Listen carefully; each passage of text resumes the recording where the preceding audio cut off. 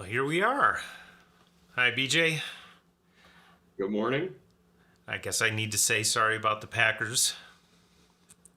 It was fun to be there. I was in the stadium last night, Nice. and it was fun until about the last half of the last quarter.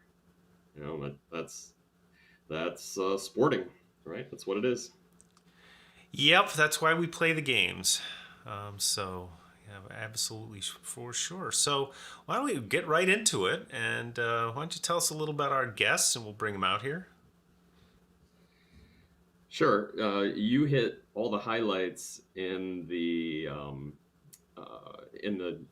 trailer.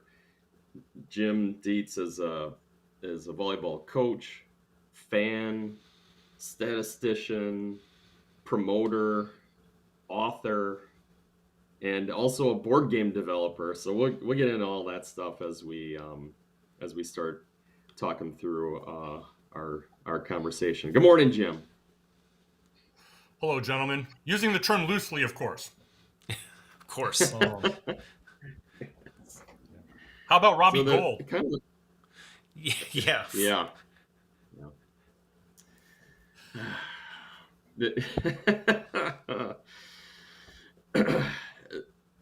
A place that we start with everybody after we discuss the Packers, of course, is um, where. Tell us how you got into volleyball. Kind of tell us your volleyball journey as you see it. Um, it's a rather different one. I was in grad school in 1989 at the University of Illinois, and they had an advertisement in the school paper for $1 tickets to see the Illini play the University of Iowa. And I hate the University of Iowa. It's Satan's school. I mean, you go to town and there's that big Eye of Sauron right in the middle of campus that just radiates evil.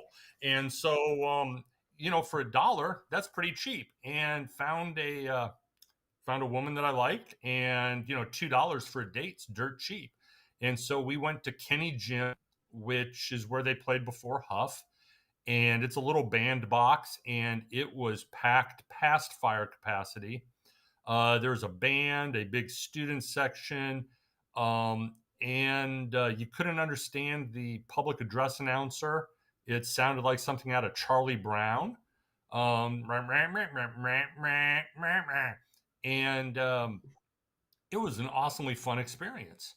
And started going back to games that fall and learning the rules. And in January, Mike Heber put out an ad looking for people interested in helping out doing stats and stuff like that. And I figured it couldn't be any uh, worse than baseball stats. I love baseball stats. And so I got involved with Illinois for the next year and a half. Um, the girl didn't last. And but by March of 1990, I found a different one, and she was silly enough to stick around. Um, so then after Illinois, I went to teach at Iowa State and worked as a volunteer coach there, um, which was an interesting experience because the coach was, "Hey, I have no money," and it's like, "I don't care about money," and she's like, "Yeah, but I have no money," and it's like, "That's fine. I'm getting paid to teach. I don't care," until she finally relented. So I got to serve as a volunteer assistant at Iowa State. Um, Before she came to Iowa State, she had been an assistant at Ohio State for Jim Stone, and knew I was planning to go out there to work on a PhD, and contacted Jim. And I wound up, he's like, "Well, that's great." And so I wound up working for him from 1992 to 1994, and then moved to Central Illinois because my fiance, obviously now wife, had a job here, and have been in Central Illinois ever since. Coach high school, club, junior high, junior college, um, whatever. But yeah, so without that cheap ticket and cheap date, there's no volleyball. I love it. That's a cool entry to the sport, and a lot of us, a lot of certainly guys that I know, and I'm one of them. Their girlfriend asked them to play and or to coach or to help, and um, they regret it because I've stayed in it for 30 years, and she's been out of it for 20 already, maybe longer, 25. Um, so you bounced around. You were around the Big Ten when it was just starting to kick off a little bit. Was Penn State wasn't there yet, right? It was actually Well, still 10 schools at that time. no. Penn State was part of it. There while I was at They Ohio were. State, anyways. Um, Okay. yeah, because that's actually kind of related to how I knew that I could coach. It was '93, and it was telecast. It was there at St. John, and it was Penn State came in, and it was like the fourth set, and I had done the scouting report and everything, but I didn't like saying stuff in matches to players because that was like Jim and Linda's role. But we got to one point that I had done the scouting chart. I had done I was doing it during the match and realized I knew exactly what was coming. And so I actually got up, said something. It was Sarah Daniel, who was standing at left back. And I was like, that next ball is going right here. I guarantee it. And she had this stunned look on her face because I never said anything. And I know Jim and Linda, for me, I remember this point, they looked at me like, what? You don't ever stand up or say anything. And Penn State back set the ball. Salima back set it to Zainab Tan, who put the ball, took a big swing, and then roll shotted it right over the block. Sarah picked it up straight to Laura Davis. Boom, kill Ohio State. Picked up the win. And that's the point. It's like, yeah, I think I want to coach for sure. That's great So, stuff. Yeah, that's right. That's right. When I was in, I was at Wisconsin until '92. So you'd have been coaching in the Big Ten yep, at the time that I was in school. We yep. had Steve Lowe at that time. He had just died. Yeah, because then it was him, and then that was Pete, right? Pete Hoyer Yeah, Pete Wade. was it There was one year Pete Wade? between I forget the lady's name, but there was one year after Steve died. I want to say her last name was Fitzgerald, and Oh, then we get Pete Wade, and oh, he was great for us. was it like Maggie Fitzpatrick? Yeah, that's it. Uh, Fitzpatrick. Fitzpatrick. I can't remember her first name, but she had the job for a year, and then Pete came in. I just saw him a couple weeks ago at AVCA. I don't know him well. We've met a couple of times, and he walked into the Wisconsin victory party, and I, you know, like, hey, it's great to see you. Even though we really don't know each other. from when I coached club, he recruited a kid I coached in club a long time ago, but she liked playing for him. She thought he was a great guy. That's Yeah. that's really my knowledge I can pass on of Pete, that he was a great guy. Um, He you is. know, He's a good dude. He has time for you. He'll talk to you. He still does he does radio for Badger volleyball now, and he's remained a fan, and I think he's been somewhat of a resource to them, to the staff, and just another. I mean, imagine having a guy that's there around that has that experience, of going to a national championship game.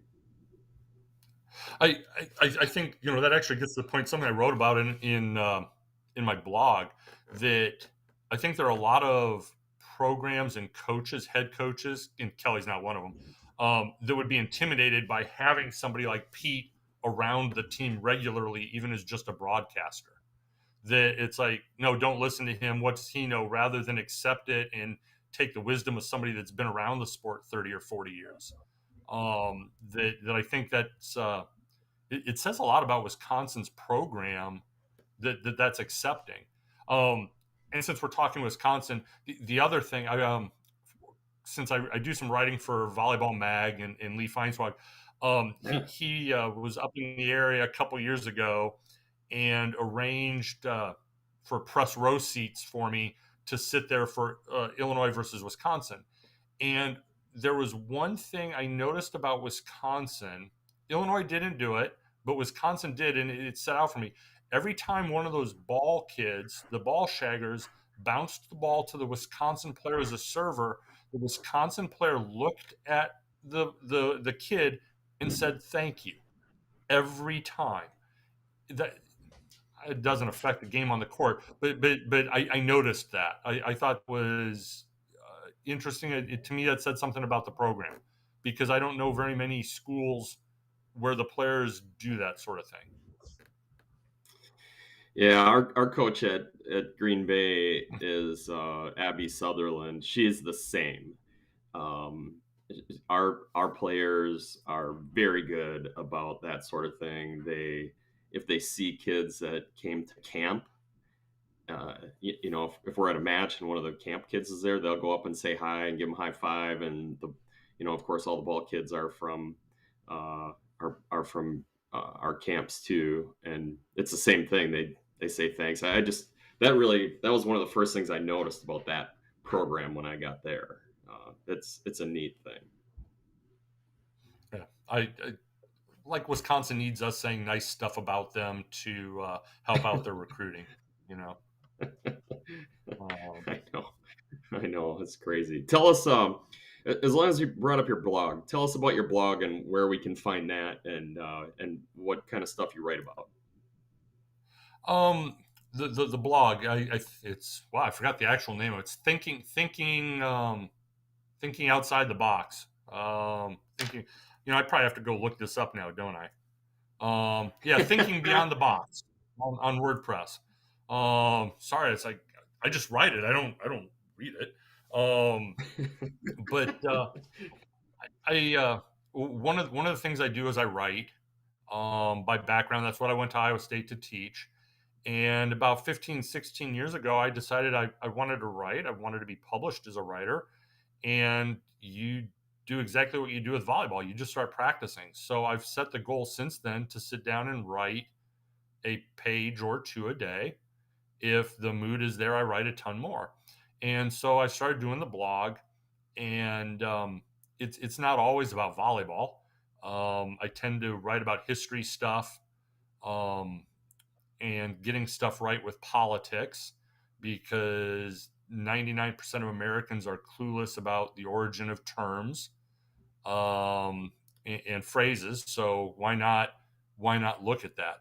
With the volleyball, it started off with a lot of odds and ends. In the past several months, I've started focusing in uh, on coaching and leadership in coaching, because if I'm going to coach again, right now I've got several months of downtime, so that this is a perfect time for me to evaluate myself and to read a bunch of books on leadership and see how things fit. And I figure that if I'm struggling with leadership or I want to make myself better, there are other people out there that want to do the same thing. So why not combine the writing and sharing with it? And that's kind of how the blog came about. Um, and so sometimes there's some really weird, random ideas in there. Um, Sometimes I think I'm right, and nobody reads it on something I think is important. But if I were to put down that I was, you know, Jarrett from Texas, Russ Rose, I'd have 10,000 readers, because it came from somebody that is Big 10 or Big 12 rather than a guy living in Podunk, Illinois. And there are days that's discouraging because knowledge is not limited to certain schools or positions or income levels. Knowledge is for everyone. And yeah, so I just try and share it and see where that goes. Um, What I are that's think kind of some the long. Steve leader? probably has good perspective on that. He worked for Mike Hewlett, and a lot of people never knew who Mike was. So, Steve, tell us about that.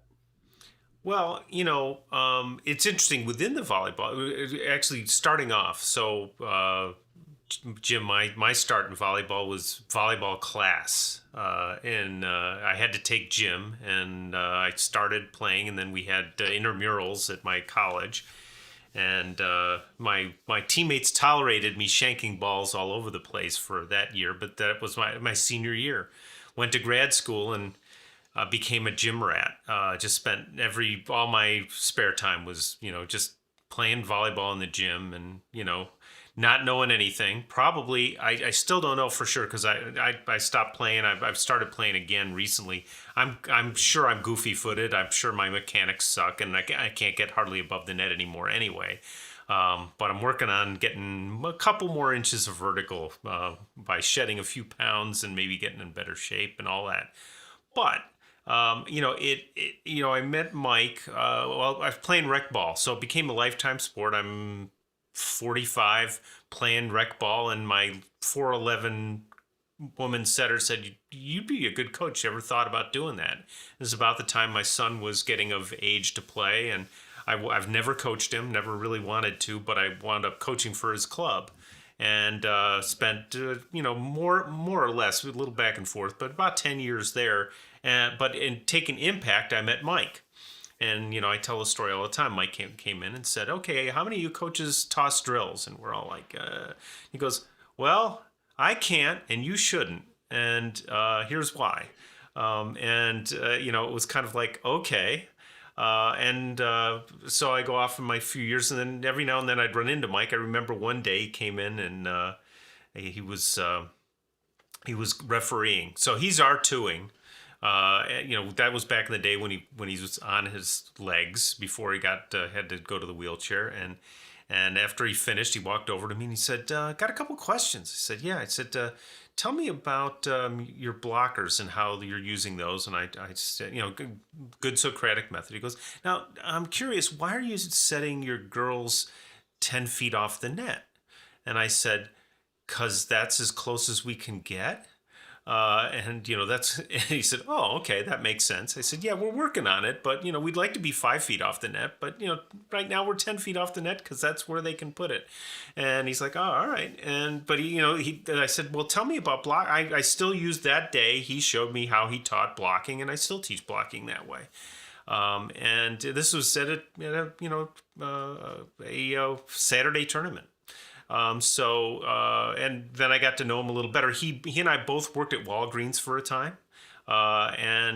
So there was a little connection there. And then I said, "Listen, I would like to do something different." And I started coaching at Adversity and learned a ton from him, mostly about learning. Because he would change what he was. If it was, I just sent a LinkedIn connection to JT. He's at University of Texas.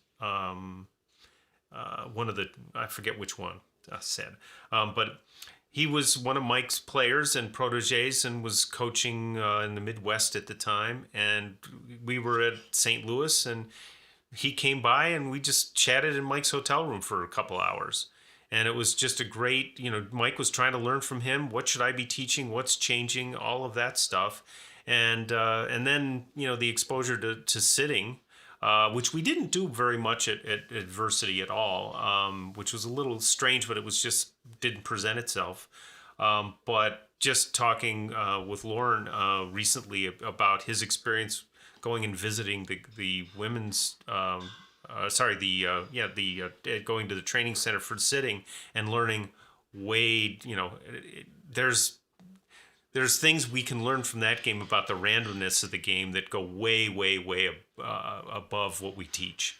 So I've learned to be curious, and I see actually one of the things that pains me a little bit when I look at VCT at times is the discussions, the seeming polarity about structured and random or blocked and random and all of that stuff. It's like, look, there's no black or white here. There's some knowledge here that can be shared, but I see the some of the value in having some instruction, some repetition, but I tend to be more aligned to the let them play and let them see what happens, let them figure it out as a learning method, but also then where do you inject and by the way, this is what a good platform looks like, and this is what proper footwork, or let not even say proper, useful footwork, where that is. So I know I've gone on and on here, but I'm curious about, if in your leadership work, Jim, what are a couple of concepts as you've done your research that have kind of been aha moments for you? Um, I don't know if I would call it aha, but a lot of it for me has been affirmation of stuff I already try and do in terms of the integrity. Um, I think one of the bits is I see so many coaches talking about players have to respect them, that players have to give respect. And when I see that, I want to cringe or go, you don't understand leadership, because ultimately, if you want respect, you must first give it, and you must treat the other person with respect. Kids are not going to automatically defer to you in a good way. They will defer if you make them fear them, and fear is not a good motivator in the long run. But if you get kids to understand, to respect them, um, then I think that's a big difference. Um, and you give it to them first. And so I'm not sure a lot of coaches truly do that. It's and that's a high school and club level thing more than college. Um, but I think you respect them, you respect their decisions. I think real leadership in that regard is if the kid says, I have a family dinner, I can't make it to practice, that you respect that and that they're putting family first rather than convince them to come to volleyball, threaten them with consequences. That's not leadership. That's not actually good for the team. You're motivating by coercion, and that I'm just not about the fear. The other thing is that long term, and it's part of what I just published today. I think that coaches are afraid to truly lead because of the scoreboard, and that's at higher levels. Because with college, if you lose on that scoreboard, you are out of a job. If you are at a hoity-toity highfalutin club, um, Chicago Elite Premier National, Elite whatever. Put your favorite Elite Premier National, ones team. Very Um, premium. th- yeah, Elite Premier National One. If you're coaching that team, and it's got to be the 17s, the 16s or 17s, because I have to be the one in charge of recruiting those kids. So that they are worried about that scoreboard because that's how they're going to bring more kids in. That's how they're going to get those kids and point out, oh, look, we beat Premier Elite and we beat Premier National and all this. That's not really leadership, and it's not teaching kids or others how to lead. Um, I have found that it's very hard to truly lead because of those things. There's a lot of signal and noise that gets in the way. Um, because and that's not just a volleyball thing. If you think about like college football coaches, I can take the path of integrity and do the right thing, and we're going to lose. but I know I did the right thing. On the other hand, I can take 3 shortcuts and bring in a couple of those NFL players, win, and my pay bonuses make $7 or $8 million. And I think it's very easy, and I guess it's criticism, but I empathize with it. It's really easy to justify or rationalize decisions in that regard that benefit you. It If somebody were to come to you and say, "Here's $8 million, but you need to bend this rule," how many people are willing to bend a rule for the sake of life changing money for their family? And I think that's a big thing. I think it takes a lot to not do that. One of the great stories that was told during Marine Leadership seminar to us was of a U.S. national team which did not medal at an Olympics where they were favored to at least get a silver medal. And it came down to the fact that a star on that team broke a rule that they had set and everybody agreed to. And it turned out that like 3 of the coaches were former Marine officers at some point in their lives, and they benched the guy. They're like, "You broke the rule. The consequences were set in advance. You break this rule, you don't play." And that was the semifinals to determine whether they would get to the medal round or whatever. And he didn't play, and they got smoked because they didn't have their best player. How many coaches out there are going to sacrifice a gold or silver medal once every 4 years for the sake of a rule or principle? I get why you wouldn't. I get why you could rationalize it.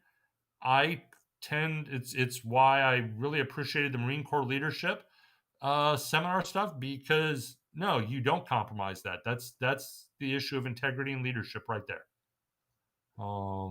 So, but I'm intentionally not giving detail. The speaker was one of the coaches. I don't want to mention the sport or the year of the Olympics, because with that information, you can go and know exactly who it was that broke the rule. And I that's not my business to out those people publicly. So, but I think those are the 2 biggest things. The other one that I've been finding, because now here I'm blowing my own horn. I hate doing that. I just wrote a review of a book. Actually, it's sitting right here. Let me see. Called Marine Maxims for an organization called Strategy Bridge. And it's how to turn leadership principles into practice.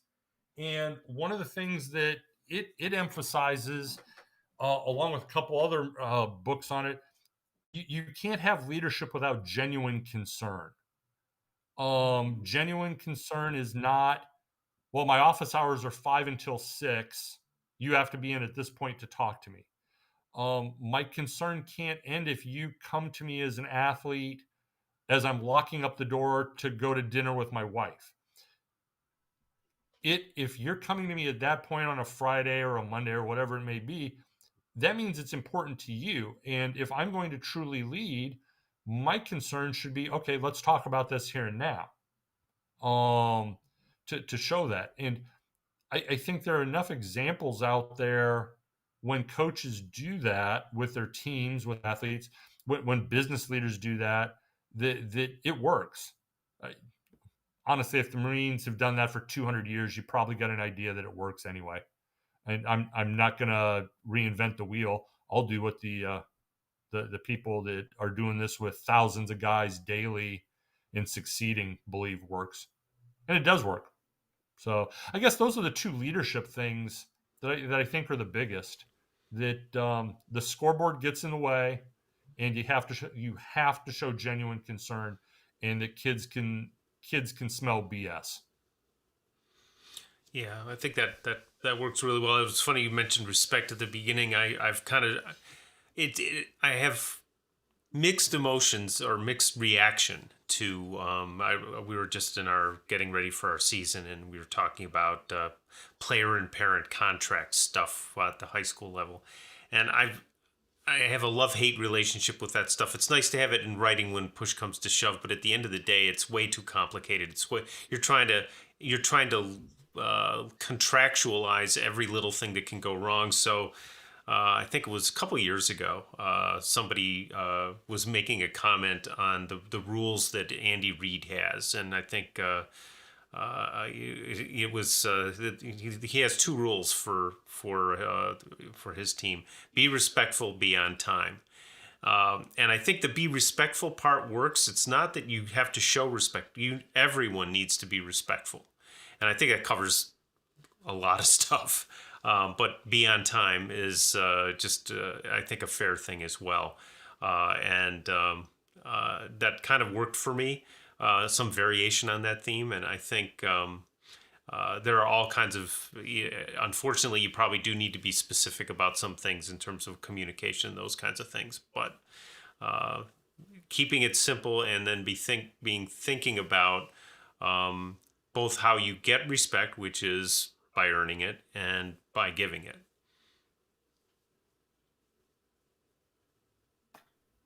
I think that's another important point out of it, that it takes a lot to earn respect and earn trust. But I also think that you can blow through all of that in just one instant with an intentional lie or deceit or something like that, what you build up for years can vanish instantly. Um, which again, it's why it's just easier to always tell the truth, never lie, and then you don't get caught in those positions. You also get told that you're too straightforward and should keep your mouth shut. Yeah. Well, as you pointed out, it kind of depends on it doesn't depend, but it's influenced by what are the stakes. At my point in my career, I have that luxury of, hey, you don't want me? I'll go do something else. I'll find a way to enjoy teaching and coaching the sport. So if, and I don't have this challenge with parents, but I hear, some coaches do, where parents get all upset because of playing time or all those other things.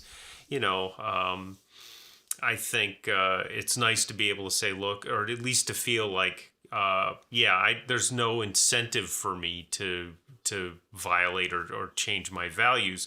But when presented with your livelihood, I don't pretend to have had to have that decision making in my career. Thank goodness, because I have other things I do, like we all do.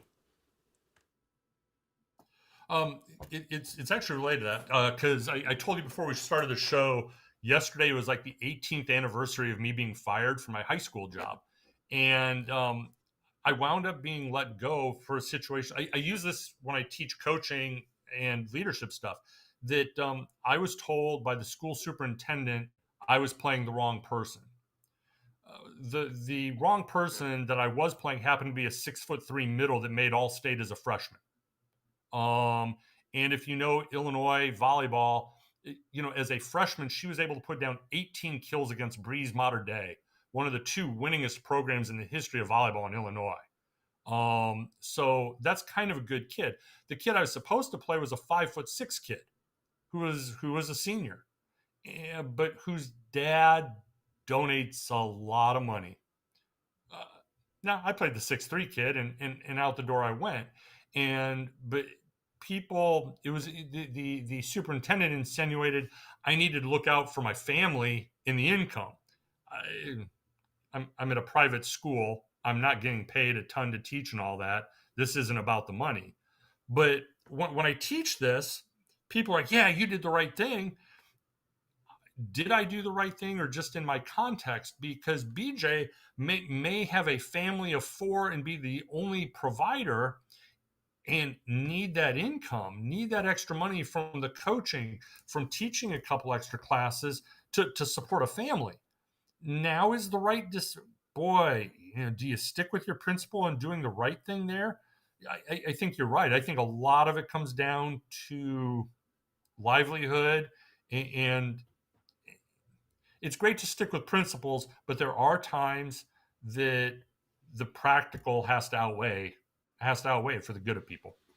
Yeah, I guess in my situation, I just don't pretend to understand because I haven't been put in that situation. So I can't be in that person's shoes. And, hopefully people don't wind up there often.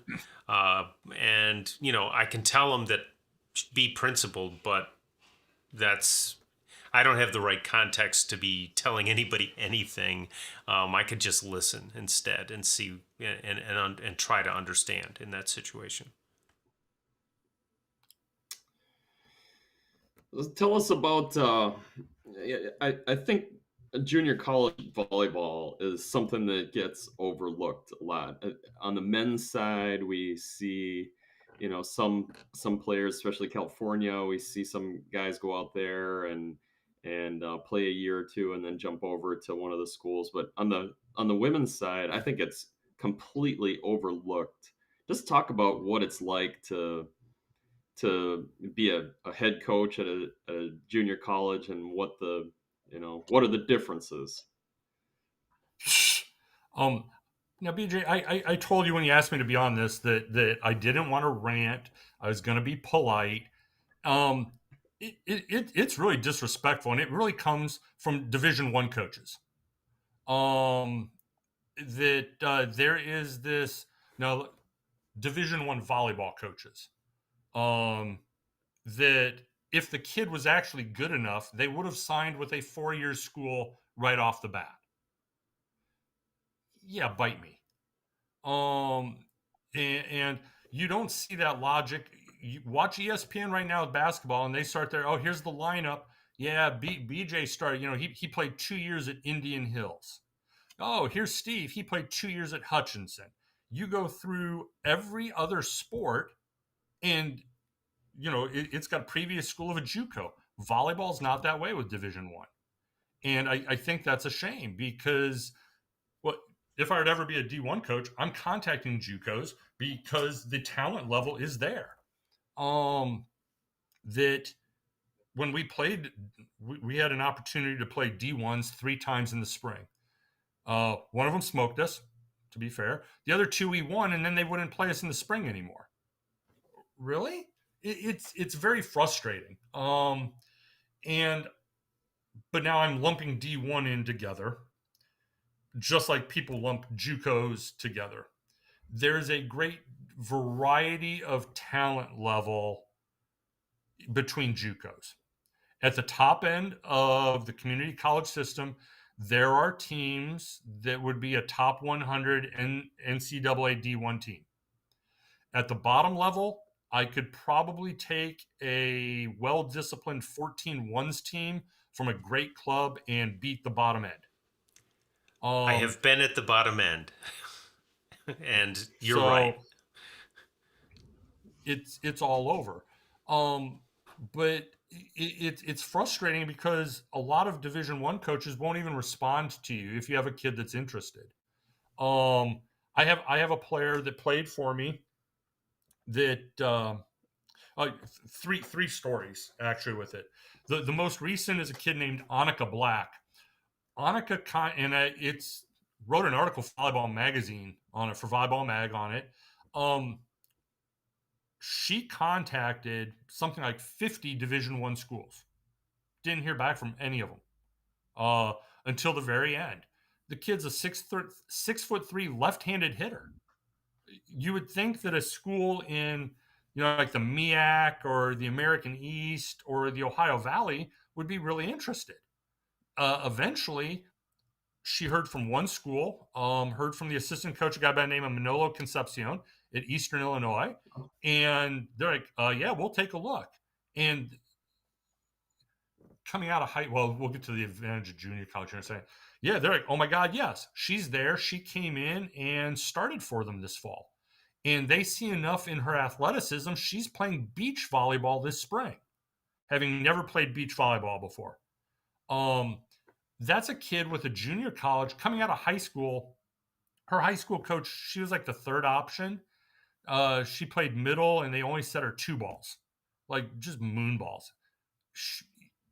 When I talked with Manolo, he was shocked to find out that the Annika Black that played for me was actually the same kid he saw in those high school videos, and because of the development and all that. So I think there's a lot to be said development wise for that kid at the 2 year school. She played something 70, 80 matches right there where she's playing all the time. So she went from high school average player to D1 kid. That's kind of amazing. But she was overlooked. Story number 2 was a kid named Kirsten Anderson. Kirsten was told she was too short to play D1 because she's 5'11 and a half. She was told she can't jump high enough because she touches about 9'9". She was told she couldn't set at the Division I level because her hands weren't nice enough. So she wound up coming to Lincoln Land because 5'11 left-handed hitter setters who can pass, I find very rare. She was part of the HP program and made the A2 team. They told her she should continue on as a libero so the kid can pass. She could not get any D1 schools to make her an offer. So she came to Lincoln Land. She was 2-time All-American, led us 2 Final Fours, graduated with a 4.0 early, went to Columbia College in Missouri, which is NAIA, because again, those D1 schools told her, you're just not good enough to play at the D1 level. The local D2 told her that she could walk on, but she'd sit the bench. Guys, you were like 3-20 and you got an All-American. She's not sitting the bench. Columbia College's coach, Melinda came in and no, we signed her. She led them to a national title game her junior year, led them to nationals again as a senior, was All-American 2 more times.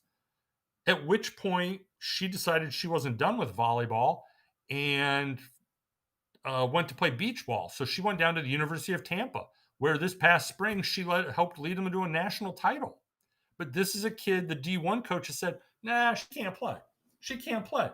That kid just went to nationals 5 times. She's taking her extra year of eligibility. She's playing again so she can defend a national title on the beach.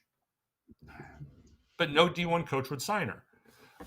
The third kid is Lincoln Land's only NJCAA Hall of Fame member, and her name's Emily Orrick. Emily came to Lincoln Land, wound up being All-American once. No, she was twice. Should have been All-Conference. Different story. Wound up going to Illinois State, which was the only D1 school to offer her a scholarship. So while at Illinois State, she was Missouri Valley Libero of the Year, All-Conference twice, and AVCA All-American her senior year, helping lead Illinois State to their best season in 30 years. But again, she wasn't good enough for D1 schools. I don't get it. The talent is there, and that's just the Lincoln Land stories. This is only my stories. You take that for the top 20 D1 teams, the top 10 or 15 D2 teams, and you have 100 athletes right there that are clearly capable of playing at the highest collegiate level the U.S. has.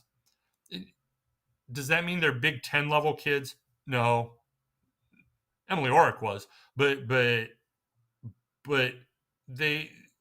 aren't. But could they fill out a roster at Wisconsin Green Bay, at Indiana State, at Tennessee Tech, at the Citadel, at Gulf Coast, or Grand Canyon? Absolutely. Sorry to rant. I just really hate seeing kids overlooked because they chose an inexpensive option. If you can come walk on and we'll have a scholarship for you your junior year, why pay 2 years of out-of-state tuition at Penn State, Stanford, or whatever, when you can have it all paid for at your local community college or a nearby community college, have zero debt, and you get to actually be out on the court and play 70 or 80 matches? It's a no-brainer to me. Yeah, it was. Well, the book Moneyball. That was one of their premises that as they started looking for baseball talent, they looked at guys that had played in college, and started grabbing those guys rather than these, 17, 18-year-old kids that are right out of high school. They were getting guys that were 22 or about that age that had played a bunch, that were they were still rookies in major leagues, but they were able to vault up a little faster because of their experience. Sorry about coughing and hacking up. Thought I hit the mute there. Moneyball, it's kind of funny. When Moneyball came out, Jim Stone mailed me a copy and he said, "The book is yours. Your thoughts on it are mine." And so it got me thinking, because one of the premises of Moneyball is looking for shortage, the what has value, what's being undervalued. And I think that changes with time, but I think the wild one that I think is really undervalued now is the multi-sport athlete in high school, the kid that does not play club, because 99.9% of travel ball coaches across all sports tell you that the only way you can play in college is if you play travel ball, and that's not true. So that have another kid that wound up signing to play Division One this year. She never played club in high school because she was busy being all state at basketball, all state at softball. That kid's not going to get seen, but man, can they develop. Had another kid that wound up playing NAIA, never played club because she was all state at basketball, did softball, and was such an athlete that her school's track team put her on the track team for like the conference meet and for regionals, because she could just do she finished second in the conference in the triple jump, not having done it before. That's an athlete. We did jump testing that kid. Her name was Talisha. She came in, she got her textbooks, came in. Yeah, we were doing jump testing. She didn't even take off her regular school, her regular clothes, didn't have tennis shoes on, and she touched 9.8, just cold in loafers. Oh my God. So I think there's a lot to be said, Moneyball wise, for multi-sport athletes and for JUCO kids. I wind up at a 4-year school. The first thing I'm doing is going down the list of JUCO D1s and then JUCO D2s that are ranked, and just, hi, who do you have? Because the coaching, the other thing is the coaching quality is really good, and it's well rounded. In terms of coaching, the best person I've seen is actually at the JUCO level. It's a guy named Bill Burnside down at John A. Logan College. He cranks out middles that can block and run zero tempo balls on a regular basis, and he does this every year. Yeah, but I can preach a whole bunch, but I can't get coaches to pay attention to that, or respond to emails or phone calls. And it's their loss, because they're missing out on a lot of kids that could make a difference. A random other story, since I'm busy ranting at you guys. I had another kid. She was a 6'2" middle who could hit really well on the outside, and she was always happy because her senior year she played a really tall high school junior and blocked her, and that was Dana Retke that she blocked. She was excited about that. So she comes, and she eventually decided not to play, but there were Division I schools like, well, yeah, we don't need her. She just doesn't pass well enough to be an outside hitter. And it's like, your conference has 5'7" and 5'8" on the right side. She is 6'2" and touches 9'10", 9'11". Find somebody else to pass. Recruit a 5'3" kid, but let the 6'2" kid bang in the front row. Coach, you just don't understand Division I volleyball. It's like, no, I understand Division I volleyball, and I understand like height differences like that. But no, nope. Um, that's another time I got the, well, if she was good, she would have gone Division I in the first place.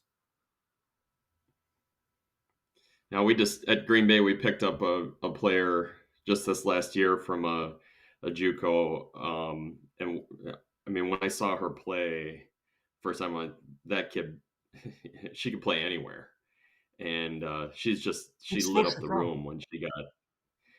I forget the college. I think it was in New Mexico, Oh, or it was either Arizona or New Mexico. I can't remember the college name, but she, yeah, I mean, she just lit up the room. She's just a little firecracker kind of a player, and literally, and I don't mean, I, the kid would run through stuff to get the ball and make the play. There's one of our clips went kind of viral, watching her fly through, a bunch of stuff to go get a ball. It was, there's a lot of good talent there. I think people overlook it for sure. And it's unfortunate because, like you said, it hurts them because you're missing out on these kids. Yeah, you're not going to have them for 4 years, but man, you get them for 2 or 3 maybe, and she's that's actually from enough. Texas on your team, BJ. She's actually from Texas. From Texas. If your roster is Okay. correct, yeah, she's from Tyler. Okay. Yeah. Well, so here's a question. Aside from arrogance, what are some things that are keeping those D1 recruiting folks from seeing this, or better yet, what would be some solutions to get them to be able to see this? Because you got to believe that there's no coach who's sitting there going, I don't want players who could make me successful. It's so how does one make that work for them? I think the problem is global one in some ways. It's stereotyping. When you hear the term JUCO, you immediately think the kid is stupid and that there's a problem, and there's not. And then the next one is you see the like Netflix Last Chance U about JUCO football. Oh my God, I don't want those issues on my volleyball team. Um, and so you have some of that. Um, I Another one. Um, I think a lot of Division I coaches don't respond to emails. They don't respond and say, yeah, watch the video, but we don't need a 6'3" kid. We've got a 6'6" one. The communication skills are lacking. It's a very insular world within volleyball, and I think that's the problem. And I think the influx of money in a lot of ways has made many coaches very paranoid and closed at the Division I level.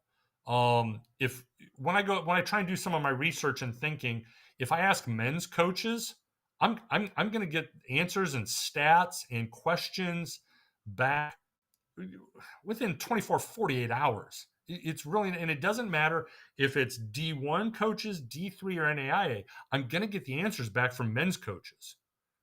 They'll give me more than I want. It's like, dude, just shut up. I got what I needed. Thank you. No, the men's coaches are very sharing.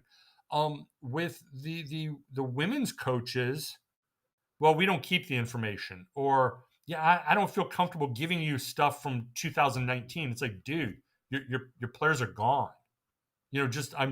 Well, can't you just find what you need off of our stat sheets that our SID has? I'm looking for stuff, and you can't. You have to be more open than that. And I call that a D1 problem, but I've noticed that with Illinois high school coaches for girls as well. There are some that have been around and very successful for 20 years or more. But you ask them if they're willing to help a younger coach with practice plans or strategies, and they outright say, no, why would I help the competition? So they don't buy into the rising tide lifting all boats. I do. But I think the issue is the money. The solution to it, I mean, there are a lot that have been tried. The AVCA has a recruiting tab on its page specifically for junior college athletes that are looking to play on. And I believe it even has a level that they project at. So you could go there. Um, so I don't have solutions. I just can agitate for what the problem is. I think some of it, well, I will reply to any message you send me. I'll just, hey, yeah, got the message, or hey, thanks for your thoughts, whether I'm coaching or not. And I do it relatively promptly. BJ could tell you that. I mean, I respond to everything no later than 24 hours. I don't think many coaches do that. I think the communication skills are lacking. So that when that 20-year-old community college kid contacts them, they just don't respond. And they may not respond for 5 or 6 follow-ups. And then it's to say, well, no, we're not interested. Well, tell them that right away. If you know the kid's not going to fit, just say, dear BJ, you're not the right fit. We filled the position. Just drop the kid right away. Be calm and polite about it. Be professional. But that isn't the case. I don't know. Maybe actually teach leadership skills to people being put in leadership positions. That would make a difference. I think that, well, part of my blog today was the grass is always greener and looking for something better constantly. And now you see, somebody said there are 1,000 volleyball players in the transfer portal. Does that sound about right? Why? I don't watch it, but yeah. So you have 1,000 kids unsatisfied with where they're at. And I see the blame going on the kids. Oh, the kids are looking for something better. I think kids are looking for someplace they feel welcomed. Think they're looking for someplace they feel secure and they feel wanted, where it's not that the coach is looking for somebody better and that it's tenuous that I stay here. So I think some of this, the transfer portal across all sports, is really a failure of the coaches to do what their job is really supposed to be about, which is shape young people. Yeah. That's a great statement to end on. We're up against our hour, but before we leave, tell us about your. Just because it's interesting to me, tell us about your board game development. What's going on with that? Okay, so you guys actually have a few minutes. I've always played board games. They've always been a way to be social, hang out with friends, and stay out of trouble. About 25 years ago, I opened a couple of retail stores. I had a game design. I found out that you have to have a game publisher to get it published. If you do that, once you're into distribution, you have to have more games to put out because they don't want just one. So I became a game publisher. I did that through 2015 and built it up.